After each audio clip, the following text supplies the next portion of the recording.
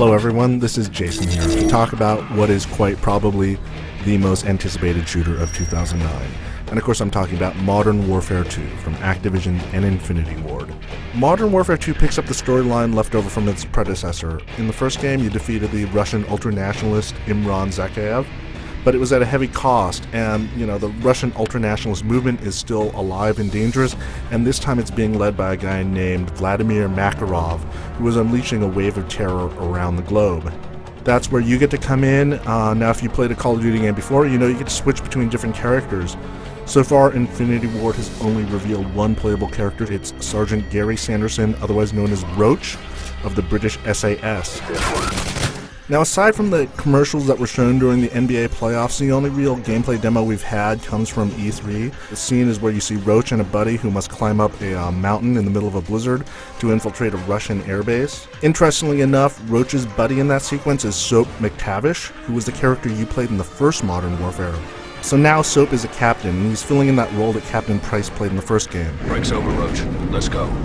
Now, this Kazakhstan level is a nice example of how Modern Warfare 2 will kind of blend the series' trademark traditions with what's new.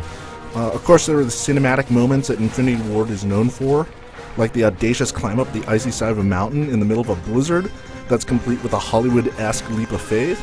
And then, of course, there are the intense set-piece battles with plenty of bad guys. This first part of the mission involves stealth. You're navigating through a blinding snowstorm as you quietly eliminate the guards using silenced weapons and knives. But you also have some new toys to play with, including a heartbeat sensor that lets you detect the presence of human beings around you. Now you can go through this entire sequence kind of stealthily like the way you're supposed to, but the developers also say that you can try to run and gun your way through it. And if you do so, the entire base is going to go on full alert, and it's going to be a lot harder, but at least it's an option. So that's kind of an idea of the choices you have in this sequel. Infinity Ward has some new streaming technology that allows for bigger levels than before. You'll see that when you're zipping around on a snowmobile while engaged in a running battle against other bad guys in snowmobiles and their helicopter gunships above. You get a sense of the scale of the level and how large it is. Now, if Modern Warfare had a weakness, it's in the way that enemies infinitely respawn until you hit an invisible tripwire. It's a pretty shallow and obvious gameplay mechanic that all the Call of Duty games have featured.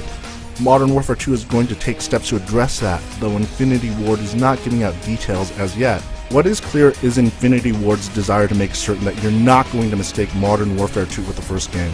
All too often when you see a sequel, there's usually an attempt to recycle as many assets as possible from the first game. That's really not the case here.